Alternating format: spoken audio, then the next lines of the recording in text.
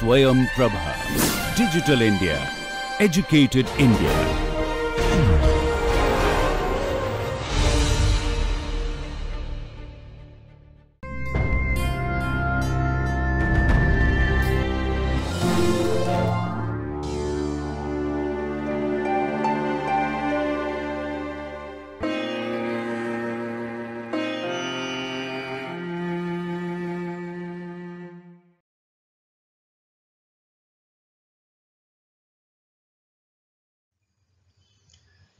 Hello students, this is Professor Ravin Zugade from Department of Chemistry, Rashtrasanta Tukadoji Maharaj, Nagpur University.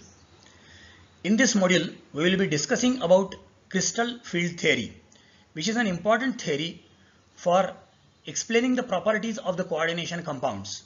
We have discussed the properties of coordination compounds on the basis of valence bond theory in previous module. Now in this module, we will be discussing about a new theory called as crystal field theory. The outline of this module is postulates of crystal field theory or crystal field splitting in octahedral, tetragonally distorted octahedral, square planar and tetrahedral complexes, crystal field stabilization energy in octahedral and tetrahedral complexes, magnetic properties of the complexes and Jahn-Taylor distortion and absorption spectra of complexes, and some typical questions based on all these topics. So let us focus on our first lecture, in which we will be discussing about introductory part of the crystal field theory and what is crystal field effect. Now, similar to all other theories, crystal field theory also starts with some postulates. Let us discuss these postulates one by one and we will try to understand these postulates in details. The first postulate of crystal field theory is the ligands are acting as point charges or point dipoles. So ligands behave as point charges or point dipoles. What is meaning of this? We know that ligands are either negatively charged or neutral molecules. So if you have ligands like chlorido, bromido, cyanido, fluorido, they behave as point charges. Point charges are the dimensionless entity. So they behave as a negatively charged entity but with extremely small negligible size, as we define a point as a geometrical entity which has no length, no breadth, no height, or it is a dimensionless type of entity. Similarly, if the molecules are neutral, like we know that water, H2O molecule or NH3 molecule, they also act as ligands. So these ligands act as point dipoles. And what is a dipole? Dipole is a species where there are two separated poles or where there is a charge separation. Now this charge separation is a permanent separation of charges in this type of molecule where there is a electronegativity difference between oxygen and hydrogen, or similarly nitrogen and hydrogen. As a result, such type of molecule behave as a dipole like this. So if it is a dipole, it is not a large dipole, but it's a point dipole. So again a dimensionless entity. So the first postulate says that the ligands act as point charges or point dipoles, that is the dimensionless entities. Second postulate says that ligands approach the central metal ion with negative terminal facing the metal ion. For example, if you have a metal ion, we know that metal is generally positively charged in most of the cases. In a few cases it is neutral, but in most of the cases the metal ion is positively charged ion, and the ligand which is negatively charged will approach the metal ion like this. Or if the ligand is a dipolar ligand, then it will approach the metal ion with negative terminal facing the metal ion. So there will be interaction between the metal ion and the negative terminal of the ligand. Third postulate is that interaction between the ligand and metal is purely electrostatic in nature. So when I say purely electrostatic, it means that ionic type of interaction is there. That is, we know that the metal ion has positively charged nucleus and electrons are revolving in various orbitals in this metal. So this is the metal ion consisting of positively charged nucleus and negatively charged electron. Now when the ligand, which is either negatively charged ligand or a neutral ligand but facing the negative terminal towards the metal ion, when this ligand will approach the metal ion, two types of interactions will arise. The first interaction is the attractive interaction with the nucleus, because nucleus is positively charged and ligand is approaching with the negative terminal. So there will be an attractive interaction between the nucleus and the ligand, and at the same time there will be repulsive interaction with the ligand and the electron present in the metal, because metal is having both the charges, the positively charged nucleus and negatively charged electron, and as a result both the types of interactions will take place, and this type of interaction is purely electrostatic or ionic type of interaction. So attractive interaction because of the unlike charges and repulsive interaction because of the like charges.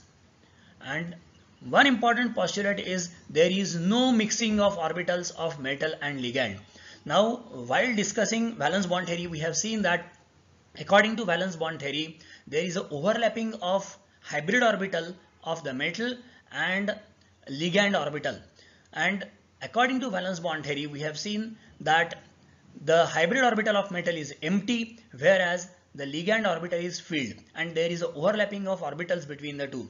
But crystal field theory clearly indicates that there is no such overlapping and there is purely electrostatic metal ligand bond, that is an ionic type of bond.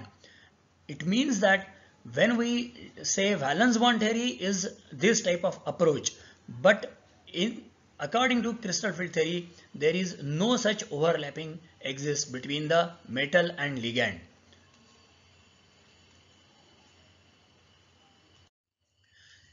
Now before going to crystal field theory approach, we will just get a glimpse of shapes of various d orbitals. Now we know that there are 5 d orbitals: dxy, dyz, dxz, dx square minus y square and dz square. Let us discuss their shapes. Now all of them are double dumbbell shaped, and this is a dxy orbital which is present in the xy plane, whereas there is no z component in this orbital. So this orbital is present in the xy plane. Now this positive and negative charges, they are not the charges but they are the signs of the wave function, and we know that d orbitals have same wave function sign on opposite lobes. Now this is dxy orbital present in the xy plane. Similarly this is yz orbital which is present in yz plane. Third orbital is dxz orbital which is present in xz plane. So you have 3 orbitals, their lobes are in xy, yz and xz plane.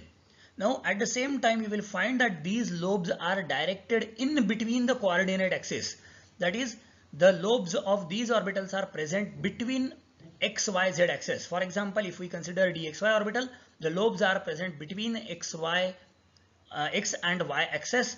dyz orbital, the lobes are present between y and z axis. Similarly, in case of dxz orbital, the lobes are present between x and z axis. Now remaining 2 orbitals, dx square minus y square. Now this orbital is definitely present in xy plane and the lobes are oriented along x axis and y axis. So this orbital has the lobes along the axis. Similarly, if we consider the shape of dz square orbital, in this case the lobes of this dz square orbital are along the z axis.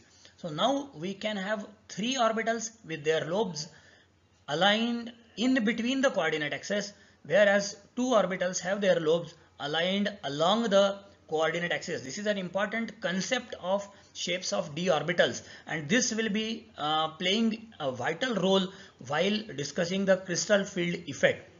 Now if we combine all these 5 orbitals, they look something like this. So it's a complicated, or you can say complex type of structure of all the 5 orbitals combined together. And when the ligand will approach to this metal ion, there will be interaction with this metal d orbitals. Now, there is one more concept we need to discuss, that symmetrical versus unsymmetrical crystal field. Consider if there is a ball like this and we apply some forces on this ball. Now, if we apply equal forces from all the directions, what will happen to this ball? This ball will shrink in size because of the forces, and as a result there will be shrinking in size because of the external forces. But if we see these forces, they need to be extremely symmetrical forces from all the directions. So if there is symmetrical force from all the directions, definitely the energy of this ball will vary uniformly throughout. But if there are forces acting along specific directions, then the situation will be something like this, that there will be shrinking in some region and there will be expansion in the remaining region. This type of effect takes place when the crystal field is applied by the ligands on the metal d orbitals, and this type of effect we will be discussing in this crystal field theory concept. Now consider the octahedral complex. Now we know that in case of octahedral complex, the metal is surrounded by 6 ligands, and these 6 ligands form an octahedron around the metal ion. When I say octahedron, it is having 8 faces, not the vertices. It has got 6 ligands, so vertices are 6, but the faces are 8. So that's why it is called as a octahedron. Now in octahedral complex, the approach of the ligands towards the metal is something like this. Now if we observe this carefully, you will find that the ligands are approaching the metal ion along the XYZ axis. The approach of the ligand towards the metal ion is along the coordinate axis. These ligands are coming along positive and negative x axis. These two ligands are approaching along positive and negative y axis, whereas these two ligands are approaching along positive and negative z axis. As a result, the approach is along the axis. Now what is the impact of this? As a result, you will find the force which is exerted on the metal d orbitals is not uniform throughout, or it is not a spherical field, but it is localized field along specific directions. As a result, those orbitals which are having their lobes directly in the path of the ligand will experience greater repulsion, and those orbitals whose lobes will be in between the axes will experience less force of repulsion. Let us discuss this in details. So in case of octahedral complex, the approach of the ligand is along x, y, z direction.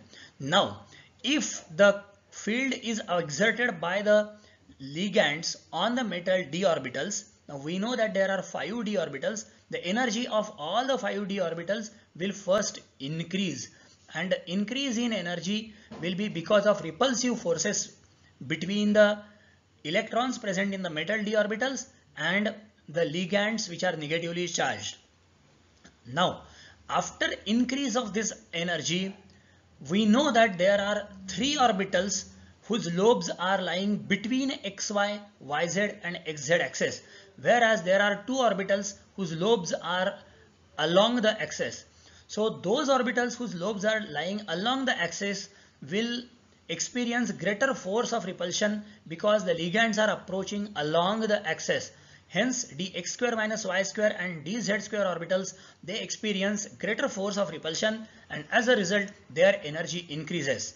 On the other hand, the 3 orbitals dxy, dyz and dxz, their energy decreases because they do not experience that much greater repulsion because their lobes are aligned in between the axis, whereas the ligands are approaching along the axis.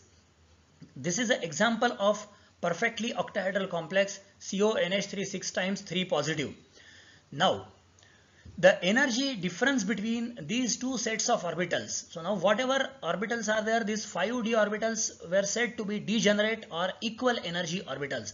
But when the octahedral crystal field is exerted by the ligands, then the splitting of d orbitals take place in 2 sets. There is a set of 3 orbitals over here and there is a set of 2 orbitals over here. The difference between these two sets, the energy difference between these two sets is called as crystal field splitting energy, denoted by symbol delta O. Delta means the difference and O stands for octahedral crystal field. Then there any electron which enters into the higher energy orbitals will be destabilized by a factor of 3 by 5 delta O. That is, there will be net gain of energy by a factor of 3 by 5 delta O, and each electron which enters into this dxy, dyz and dxz orbitals will be stabilized by a factor of 2 by 5 delta O. This 3 by 5 and 2 by 5 is coming out of the 5 orbitals, out of which 2 are getting destabilized while 3 are getting stabilized, and the net stabilization is 0, so that the center of gravity is maintained, and for that the net stabilization factor is 2 by 5 and net destabilization factor is 3 by 5. And the set of these two orbitals is called as the EG set of orbitals, whereas the set of these 3 degenerate orbitals is called as T2G set of orbitals. Now this EG and T2G are the symbols which are called as the spectroscopic symbols of doubly degenerate orbital with center of symmetry, and this is triply degenerate orbital with center of symmetry. This E stands for doubly degenerate set and T2 stands for triply degenerate set, and this G stands for Girardet, or what is called as the centrosymmetric set of orbitals. Similarly here also it is also a centrosymmetric set of orbital. So T2G and EG. So this is called as crystal field splitting of d orbitals in the presence of octahedral crystal field. When I say octahedral crystal field, it is the field or the force which is exerted by the ligands on the matter d orbitals. Now crystal field splitting in tetragonal and square planar complex. Now what is a tetragonal complex, or sometimes it is also called as tetragonally distorted octahedral complex. Now we have seen what type of splitting takes place in case of perfectly octahedral complex. But what happens if the symmetry is disturbed and the symmetry changes from perfectly octahedral to tetragonally distorted octahedral type of complex? Now what is a tetragonally distorted octahedral complex? Consider this example of CONH34Cl2. Now the two ligands which are chlorido ligands, they are weaker ligands as compared to NH3. As a result, these two or these 4 bonds are shorter bonds and these Cl or COCl bonds are longer bonds. As a result, we can say that the two orbitals or the two ligands along z-axis have been stretched away, and now the geometry has changed from perfectly octahedral to tetragonally distorted type of octahedral geometry. Now in this case, since the two ligands along z-axis have been removed away from the metal ion, then the energy of the orbitals which are having z component in them, for example this dz square orbital, dxz and dyz orbital. So these 3 orbitals which are having z component in them will decrease in their energy, and since these decrease in their energy, the remaining orbitals increase in their energy by the equal amount, and hence there is a further splitting of orbitals as shown over here. So dz square is getting stabilized while dx square minus y square is getting destabilized. The center of gravity is maintained. The net stabilization on this side is compensated by equal destabilization on this side. Similarly, dyz and dxz orbitals, they have their lobes along or in some side of z orbital as a result, or z component in them, so they decrease in their energy, whereas dxy increase in its energy. The net increase in dxy is compensated by net decrease in dyz and dxz. So the decrease in energy of these two orbitals is half as compared to the increase in energy of this one orbital. Now there is one extreme case of this. By removing this 2 or by elongating these z component ligands further away from each other and slowly removing them away from the metal ion, it leads to another geometry called as the square planar geometry. Now in case of square planar geometry, there is further stabilization of this dz square and further destabilization of dx square minus y square, because there is now minimum repulsion along the dz square orbital. Similarly, dxy will increase in energy because now the ligands are present only in the xy plane, whereas dyz and dxz orbitals will decrease in their energy because now the z component has further reduced, since the two Z ligands have been completely removed from the complex. Example of this tetrahedral complex is NiCN4 2 negative. So now from CONH3 which is a perfectly octahedral complex to CONH3 4Cl2 which is a tetragonally distorted octahedral complex, and now NiCN4 which is a square planar complex. So this is how the crystal field splitting takes place in octahedral complex, tetragonally distorted octahedral and square planar complex.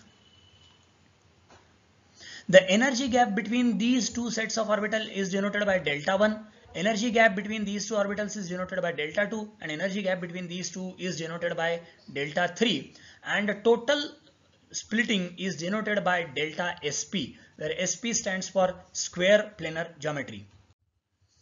Now what happens in case of tetrahedral complex? Now observe the shape of the tetrahedral complex, which can be considered as a part of a cube. Now in case of tetrahedral complex, the ligands are approaching to the metal ion like this to form the perfectly tetrahedral type of geometry. Now if we see this approach of the ligand carefully, you will find that the ligands are approaching not along the axis but in between the axis. The effect is exactly opposite to what has happened in case of the octahedral complexes. So as a result, the effect or the impact on the splitting of the d orbitals will be exactly opposite. We will see how it affects the splitting of the d orbitals. Consider the tetrahedral complex like NiCl4 2 negative. Now in this complex, the 5 d orbitals are degenerate in the absence of any ligand. So in case of isolated metal ion or free metal ion, the 5 d orbitals are degenerate. But when there is a approach of ligands along the tetrahedral direction, that is in between the XYZ axis, then the effect is exactly opposite. Those orbitals which are having their lobes along the axis, they experience less force of repulsion, while those orbitals whose lobes are in between the axis, they experience greater force of repulsion. As a result, there is a stabilization of these two orbitals and destabilization of these three orbitals. The total splitting or the energy gap between these two orbitals and three orbitals, that is called as or denoted by delta T, called as crystal field splitting energy in tetrahedral complex. T stands for tetrahedral.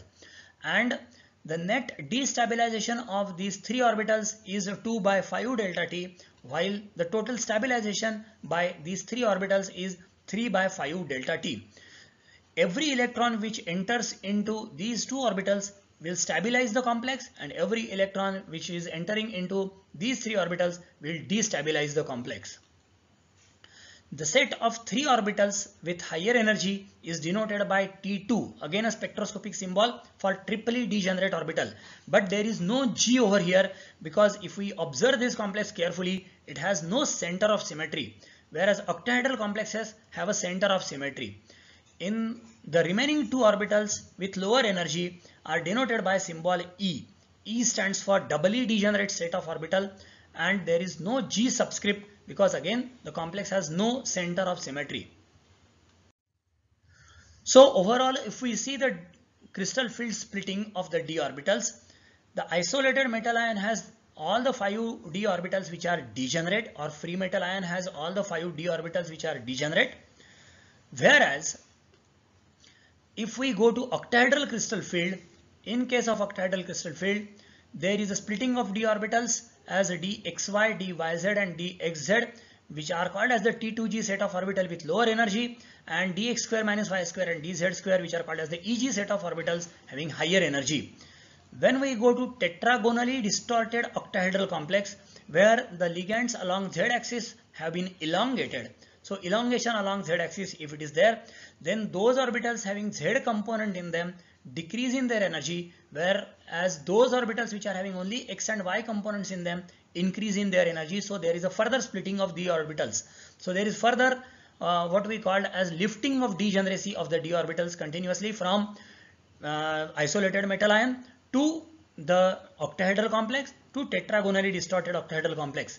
And when we move further to the square planar type of complex, there is a further splitting of these orbitals, and as a result you will find that there is net stabilization of dz square and dxz dyz having z component in them, while further destabilization of dxy and dx square minus y square orbitals. So this is how the crystal field splitting takes place in octahedral, tetragonal and square planar complex. But in case of tetrahedral complex, the splitting is exactly opposite, because the approach of the ligand is in between the axes in contrast to all of these. So the splitting is dx square minus y square and dz square, which is called as the E set of orbital having lower energy, and T2 set of orbital with dxy, dyz and dxz orbitals having higher energy. Now let us consider the factors which affect crystal field splitting energy. That is, for octahedral complex it is represented as delta O or 10 dq. The first factor which affects the crystal field splitting energy or the extent of crystal field splitting is the nature of the central metal ion. Now we can have different cases. For example, if you have same metal ion in different oxidation states, we know that there are some metal ions which have tendency to show different oxidation states, like Fe2 plus Fe3 plus, Mn2 positive, Mn4 positive. Similarly, you can have cobalt 2 positive, cobalt 3 positive, etc. Now, if you have same metal ion with different oxidation states, then it has been observed that the value of crystal field splitting increases with increase in charge on the metal ion. That is, delta is directly proportional to charge on the central metal ion. That is, take an example of COH2O6 positive and COH2O6 3 positive. In this case, cobalt is in +2 oxidation state. In this case, cobalt is in +3 oxidation state. The value of delta O is found to be 9300 centimeter inverse in case of cobalt 2 plus, whereas it is 18200, almost double as compared to this when the oxidation state changes from +2 to +3. This is quite obvious because, see, if there is a higher positive charge on the metal ion, there will be stronger approach of the ligand, and closer approach of the ligand will lead to exerting stronger crystal field, and because of the stronger crystal field there will be larger splitting in the d energy orbitals or orbitals of the d orbitals. As a result, you will find that with increase in the oxidation state of the metal ion, the increase in the value of delta O is observed. Second aspect of the metal ion is different metal ions with same oxidation state. If you have two different metal ions in the same oxidation state, then the value of crystal field splitting is found to be more if the number of d electrons are less. Consider, or in other words, we can say that delta is inversely proportional to number of d electrons, provided different metal ions with same charges and same number of same charges or same oxidation state. Consider cobalt 2 plus and nickel 2 positive forming complex with aqua ligands. So hexa aqua cobalt 2 and hexa aqua nickel 2. In this complex, it has been observed that cobalt 2 is a D7 system, nickel 2 is a D8 system, and the value of delta O has found to decrease with increase in number of d electrons in such case. Third aspect of the metal ion is different metal ions with different charges but same number of d electrons. Now if the number of d electrons are same but the metals are different and the charge on the metal ion is also different, then it has been observed that delta increases with increase in charge on the metal ion. It is similar to the first factor, same metal ion with different charges or different metal ions with different charges. In both the cases, delta increases with charge on the metal ion. Consider the example of vanadium 2 positive and chromium 3 positive forming complex with aqua ligands. The number of d electrons in both the systems are 3, that is both of them are D3 system, vanadium 2 positive and chromium 3 positive, and the value of delta O is found to increase with increase in oxidation state. The fourth factor among the nature of the metal ion is quantum number of the d subshell. Now we know that there are 3 series of d orbitals which are generally involved in formation of complexes. The fourth series is less known, or it gives less number of complexes or less known complexes of fourth series is there. But the 3D, 4D and 5D series, they have a tendency to form a large number of complexes. Now when we go from 3D to 4D to 5D, the quantum number of d subshell changes, and it has been observed that the value of delta increases with increase in the principal quantum number. That is, principal quantum number of d subshell is larger, the value of delta is higher. Consider the example of amine complexes of cobalt 3 positive, rhodium 3 positive and iridium 3 positive. Now all of them have same number of d electrons, all of them have same oxidation state of the metal ion, and the only difference between them is the different metal ions are there with different quantum number of the d subshell. In this case, we will find that when you go from 3D to 4D to 5D, the value of delta O continuously goes on increasing. So this is the effect of the quantum number of d subshell. It means that the 4D and 5D orbital electrons, they interact with the ligands to the greater extent as compared to 3D. Then the second factor which governs the crystal field splitting is the nature of the ligand, also called as the spectrochemical series. Now delta value increases with increase in the strength of the ligands. While discussing valence bond theory, we have said there are something called as the strong field ligands and some of them are weak field ligands. Now according to Fajans-Tsuchida series, on the basis of relative powers of the ligands to split the crystal field, the ligands are arranged in a series, and that series is called as the spectrochemical series or Fajans-Tsuchida series. Now these are a few ligands, or these are the common ligands which we normally come across in spectrochemical series. You will find that on left hand or on extreme left side you have iodide, or what is called as the iodo ligand, whereas on extreme right side we have cyanido or carbonyl ligand. Now the left side of this are the weak field ligands and the right side of this are strong field ligand.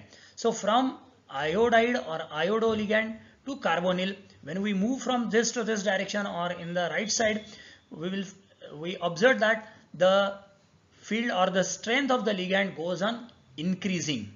That is, when we move from here to here, the crystal field splitting goes on increasing from left to right. Larger and larger crystal field splitting is observed with increase in the strength of the ligand.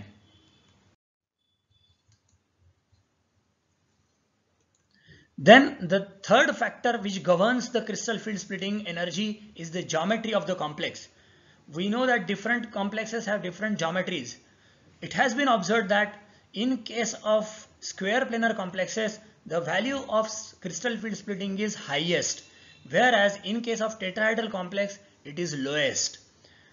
It is also observed that if the metal ion and the ligand are same, then for the same pair of metal and ligand, and also for the same metal ligand distance, the value of delta Sp is of the order of 1.3 times the value of delta O, whereas the value of delta T, that is tetrahedral crystal field, is of the order of, or crystal field splitting, tetrahedral crystal field splitting is of the order of 0.45 times delta O. So these are the various factors which affect crystal field splitting energy or delta O or 10 dq value. So now this is all about introduction to crystal field splitting and the factors which affect crystal field splitting energy. Remaining portion or the next portion of this module we will continue in lecture 2. Thank you very much.